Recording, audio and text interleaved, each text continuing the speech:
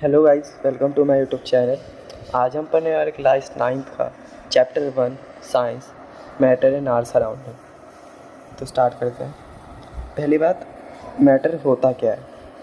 Matter वो होता है जिसकी खुद का मास हो, मतलब वेट हो, और वो स्पेस को मतलब घेरता है, जो स्पेस को ऑक्यूपाई करता है, वो होता है मैटर।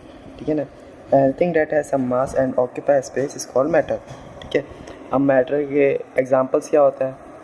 अब बताओ, वाटर मैटर है? हाँ, क्योंकि उसके पास खुद का वेट है और वो स्पेस घेरता है ना?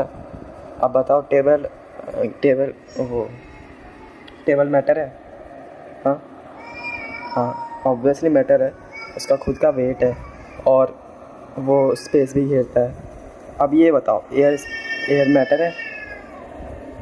हाँ, मैटर है, क्योंकि देखो, एयर का वेट भी होता है, नाइट्रोजन। ठीक है, नाइट्रोजन गैस जो है वो भी एयर में ही आती है ना, उसका भी तो वेट होता है। हाँ, तो वो एयर क्या होता है, वो भी एक मैटर है। ठीक है। और जो मैटर जो होता है ना, वो एक बहुत छोटे पार्टिकल से मिलकर बनता है। ठीक है। हाँ, बहुत छोटे पार्टिकल, उसको तो हम अपने मतलब नॉर्मल आँख से देख नहीं सकते हैं। ठीक है। और particle of a matter can not be seen by naked eye because they are very very small in size.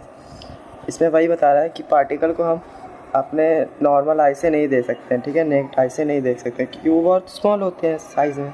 ठीक है।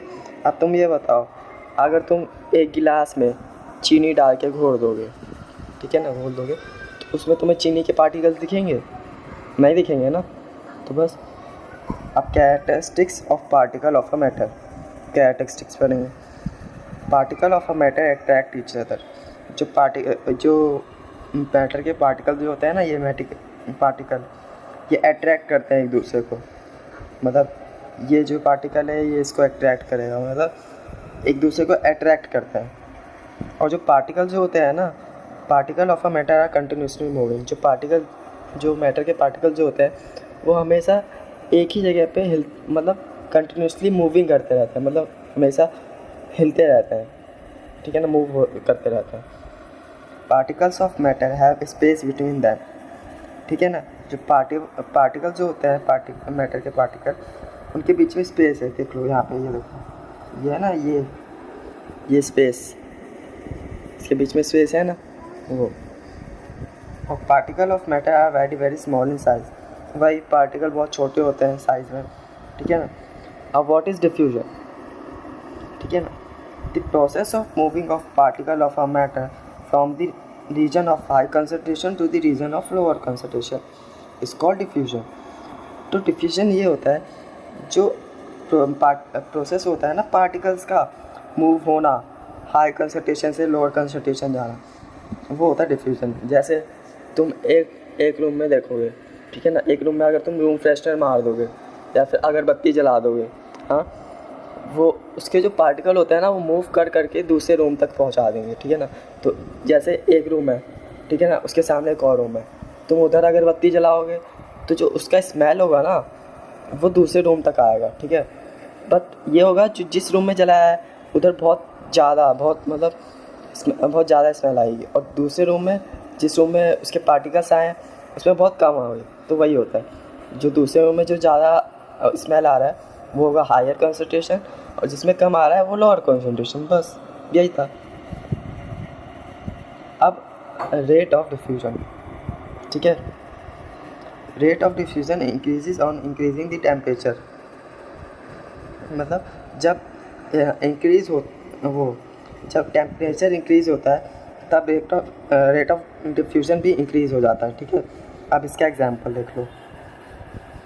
ठीक है, the smell of hot sizzling food reaches several meters away because the particles of a hot food are in random motion or diffuses faster। जो smell होता है hot sizzling food, मतलब गर्म खाने का बिल्कुल अच्छा, जो जैसे मटर पनीर सा बनता है, तो उसकी जो स्मेल होता है ना, मतलब बहुत दूर तक जाता है, क्योंकि उस टाइम पे जो पार्टिकल जो होते हैं ना, वो रैंडम मोशन में रहते हैं। ठीक है ना। उस टाइम पे वो गर्म होता है तो उनको एनर्जी मिलती है, तो वो बहुत तेज़ी से भागते हैं। ठीक है ना। तो इसलिए हमें दूर दूर तक आ जाती है। अब ये बताओ, तुम फ्रिज में से खाना निकालोगे, तुम्हें स्मेल आएगी? नहीं। अब गर्म खाना लोगे तो उसमें से स्मेल आती है, ठीक है ना, ये होता है। अब नेक्स्ट करते हैं। अब स्टेट्स ऑफ मैटर, कितने स्टेट्स ऑफ मैटर होते हैं? There are 3 states of matter, solid, liquid, gas, ठीक है ना। सॉलिड में क्या होता है? Particle of a solid are tightly packed. जो सॉलिड के जो पार्टिकल होते हैं ना वो टाइटली पैक्ड होते हैं। देखो कितने टाइटली पैक्ड है ना, बिल्कुल बहुत टाइट है, हाँ, ठीक है ना। सॉलिड के जो पार्टिकल होते हैं वो बहुत टाइटली पैक्ड होते हैं। और लिक्विड के particles of a liquid are loosely packed. अब देखो ये कितने टाइटली पैक्ड थे, अब लिक्विड का देखो, ये देखो कितने लूजली पैक्ड है ना। अब भाई particles of a gas are very loosely packed. अब गैस के पार्टिकल देखो कितने दूर दूर हैं, इनके पार्टिकल कितने लूजली पैक्ड है ना। और जो सॉलिड जो होता है उसकी जो सॉलिड जो है वो उसकी फिक्स शेप और फिक्स वॉल्यूम रहती है। मतलब जो जैसे तुम कंक्रीट देखते हो, जैसे ये पेंसिल है, हाँ, अब इसका एक फिक्स शेप है ना और वॉल्यूम भी फिक्स्ड है, हाँ, इसकी साइज़ बड़ा तो नहीं हो जाएगा, छोटा तो नहीं हो जाएगा, है ना। और इसका जो वॉल्यूम है वो भी सेम है और शेप भी सेम है। अब तुम शेप चेंज कर सकते हो उसका? नहीं ना, हाँ। इसका कैसे करोगे? काट पीट के ही करोगे, वैसे तो नहीं होगा, हाँ। इसका एक फिक्स शेप है ना भाई। अब लिक्विड का no fix shape and fix volume, no fix shape and fixed volume, ठीक है ना। मतलब एक फिक्स्ड शेप होता है, नो मतलब एक उसका फिक्स शेप नहीं होता है और फिक्स्ड वॉल्यूम होता है, ठीक है ना। अब तुम पानी लोगे, पानी को एक मग्गे में रखोगे, है ना, तो वो मग्गे के शेप में आ जाता है। तुम उसको गिलास में रखोगे तो गिलास के शेप में आ जाता है ना। तो उसका जो शेप होता है वो मतलब फिक्स्ड नहीं होता है। अब भाई उसका वॉल्यूम फिक्स्ड होता है। अब उसका पानी तो बढ़ेगा नहीं, अगर तुम मग्गे में डालोगे तो मग्गे में जो होगा पानी वो बढ़ेगा तो नहीं ना, उसका वॉल्यूम तो सेम ही रहेगा, है ना। अब gas no fix shape and no fixed volume, ठीक है ना। इसका ना फिक्स शेप होता है और ना फिक्स्ड वॉल्यूम होता है, ठीक है। और सॉलिड का जो होता है वो हाई डेंसिटी होता है, ठीक है ना। मतलब जो उसकी डेंसिटी होती है ना उसकी बहुत हाई होती है, और वही लिक्विड की उसकी लो होती है, और गैस की बहुत लीस्ट होती है, ठीक है ना। और सॉलिड जो होता है वो रिजिड होता है, मतलब सॉलिड जो होता है वो रिजिड होता है, ठीक है ना। लिक्विड आर कॉल्ड फ्लूइड, मतलब लिक्विड जो होता है वो मतलब फ्लो करता है, ठीक है ना।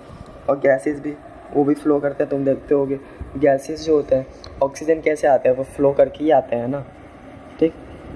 Solid are not compressible, solid जो होता है वो नहीं होता कंप्रेसिबल, क्योंकि सॉलिड के देख रहे हो पार्टिकल ऑलरेडी कंप्रेस है ना, तो इसलिए सॉलिड आर नॉट कंप्रेसिबल।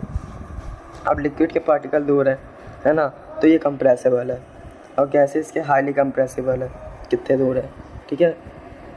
आप ये बताओ can matter change it's state, मतलब मैटर अपना चेंज कर सकता है स्टेट?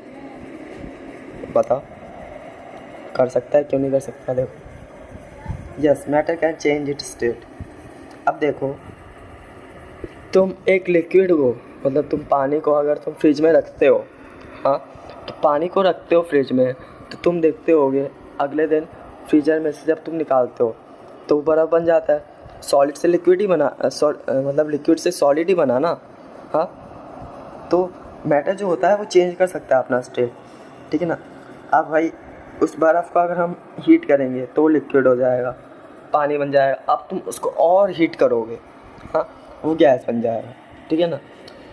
मैटर जो होता है वो अपना स्टेट चेंज कर सकता है, ठीक है ना। Effect of change of temperature, temperature the measurement of degree of, पहली बात what is temperature? The measurement of degree of hotness and coldness of an object is called temperature, ठीक है ना। जो मेजरमेंट होता है हॉटनेस और कोल्डनेस का उसको कहते हैं टेम्परेचर, ठीक है ना।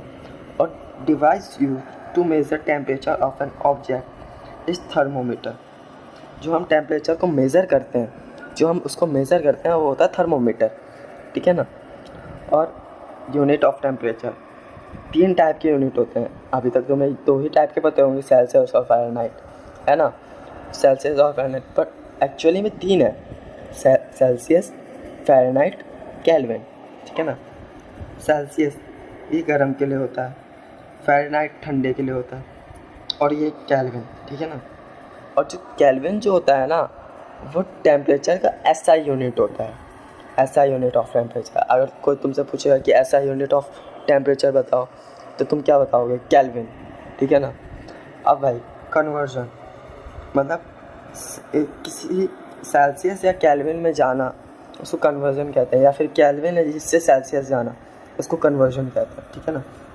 अब तुम देख रहे हो केल्विन से सेल्सियस जाएगा तो वो -273 आएगा, ठीक है ना। अगर तुम्हें बोला कि तुम 300 केल्विन को सेल्सियस में बदलो, तुम उनको -273 करो। अब भाई तुम्हें कहेगा सेल्सियस से केल्विन में बदलो, तुम सेल्सियस से केल्विन में जाने के लिए तुम्हें +273 करना पड़ेगा, ठीक है। Thank you for watching. अब इसका हम पार्ट 2 आएगा, उसमें आप देखिएगा, उसमें हम पूरा ये जो जितना भी पूरा चैप्टर है उसमें हम कंप्लीट कर देंगे, ठीक है। Thank you for watching, like and subscribe करके जाइएगा, ठीक है। Thank you.